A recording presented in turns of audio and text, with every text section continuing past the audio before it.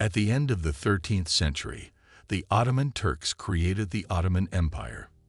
In the 16th-17th centuries, it became one of the most powerful countries in the world. For more than 600 years, the transcontinental state owned a huge amount of territories in Europe, Asia, and Africa, and had an influence on world relations. The collapse of the empire occurred in 1922 after the defeat in the First World War. The Republic of Turkey was established. The era of the Ottoman Empire conceals many mysteries. Not only courageous sultans, beautiful Turks and harems with loving wives are hidden behind the veil. The reality that has been in the empire for 623 years is much harsher and more shameful. The Ottoman Empire did not legitimize the passing of power by inheritance based on primogeniture as many other states did. Families were large, and several sons could claim the throne at once. The tradition of killing one's brothers and other closest male relatives to avoid competition was introduced by Mehmed, who conquered Constantinople. One of my sons, who will become sultan after me, must destroy all his brothers and other men close to our lineage. Such a cruel law was issued by the first sultan of the Ottoman Empire. Officially, this terrible tradition existed almost until the end of the 17th century. It is not known how many years the fratricide continued despite the prohibitions. Many legends have been created about the harems of the Ottoman sultans. Frames in movies show beautiful girls, odalisques, cherishing their beauty and love for the Lord. In fact, numerous concubines were servants. They were considered the lowest stratum of society. Envy, mischief, hearsay, and gossip. That's what surrounded the girls from the harem. As a rule, girls became trophies during the invasion campaigns. Sometimes they were bought at slave markets. There were cases when parents themselves sold their daughters into harems, hoping that in this way they would provide their daughters with a prosperous existence. In this case, the parents immediately signed a paper that they no longer had any rights to their child. Concubine laborers. As a rule, this category of slave girls in harems was recruited not for famous pleasures, but for work. Women were used for a variety of errands and work, from housekeeping to housekeeping. They were treated differently, but the masters themselves, in general, were not characterized by special sensitivity. Concubines were severely punished for the slightest misbehavior, and if a concubine suddenly dared to have an affair on the side, she could expect anything from expulsion from the harem and death from starvation. They fought among themselves for the love of the sultan and bought the right to spend the night with him. There were some concubines who never got the Lord's attention. They had to invent their own amusements and satisfy their desires in every possible way. Frequent illnesses haunted the girls in the confined spaces. Their term in the harem was limited to 2 years. Then they fell ill and were thrown out into the street. In the harems of sultans and high officials, girls were recruited, as a rule, no older than 12 years. They were taught from the very beginning the rules of behavior, language, traditions, etc. Their main task was to please their lord. It's worth noting that today is actively promoted almost golden life of concubines in the harem, including the right to go free after 9 years with rich gifts from the Lord. Indeed, the released girls were sufficiently respected and honored in society, but not all of them reached such a position. In fact, the harem was a golden cage. Girls had no right to go anywhere on their own and without permission. Moreover, either eunuch or official wives of the sultan, or, respectively, the sultan himself could enter the harem. Any outsider not on the list just for trying to look at the sultan's slave girls was punished, and any concubines he dishonored with his gaze were also subject to punishment. Those concubines whom the sultan wished to take to his bedchamber were considered lucky. Perhaps in those days it was so. However, we should not forget that slave girls gave birth at the age of 14 to 15 years. The youngest mother concubine, about which there is documentary evidence, gave birth at 12. The concubine had to give birth exclusively to a boy.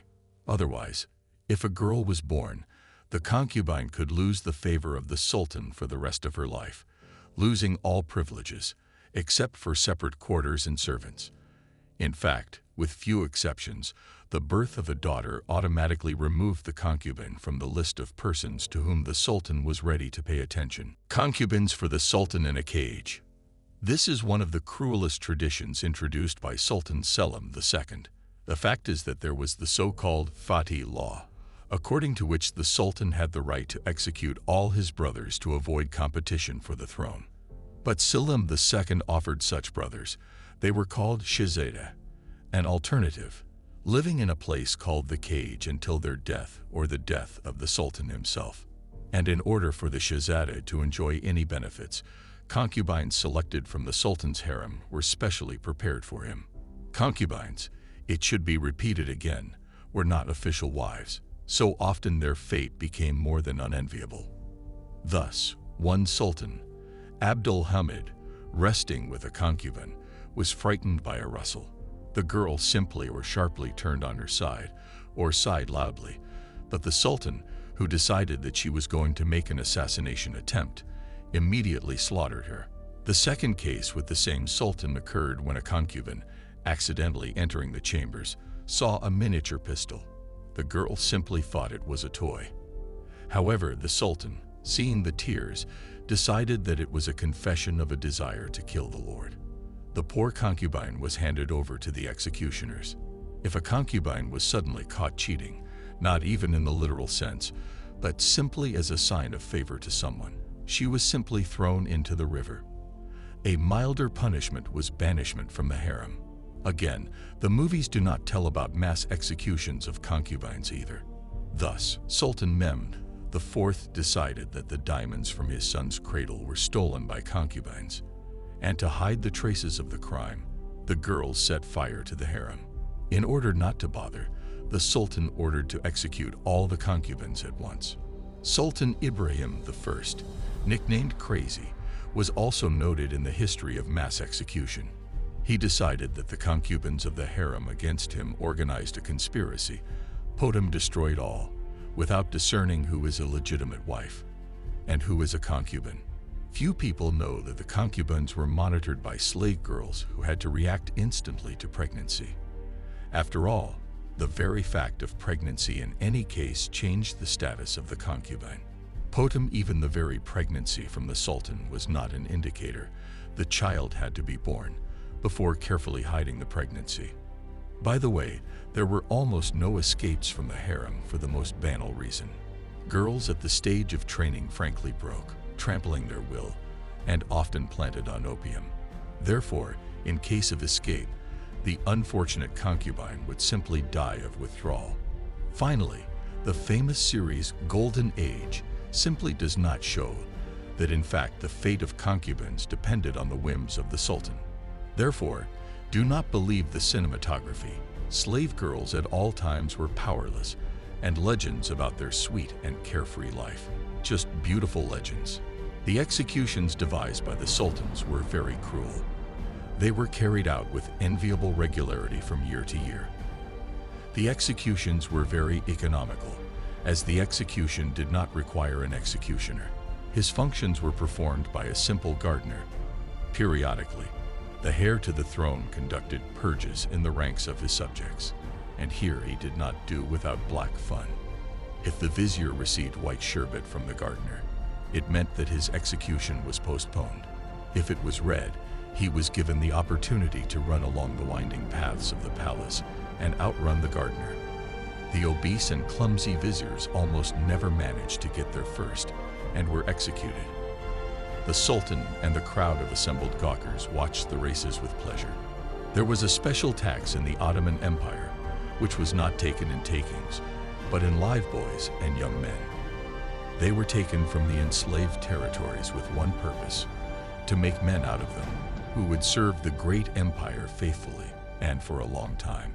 After all, the more warriors a state had, the stronger it was.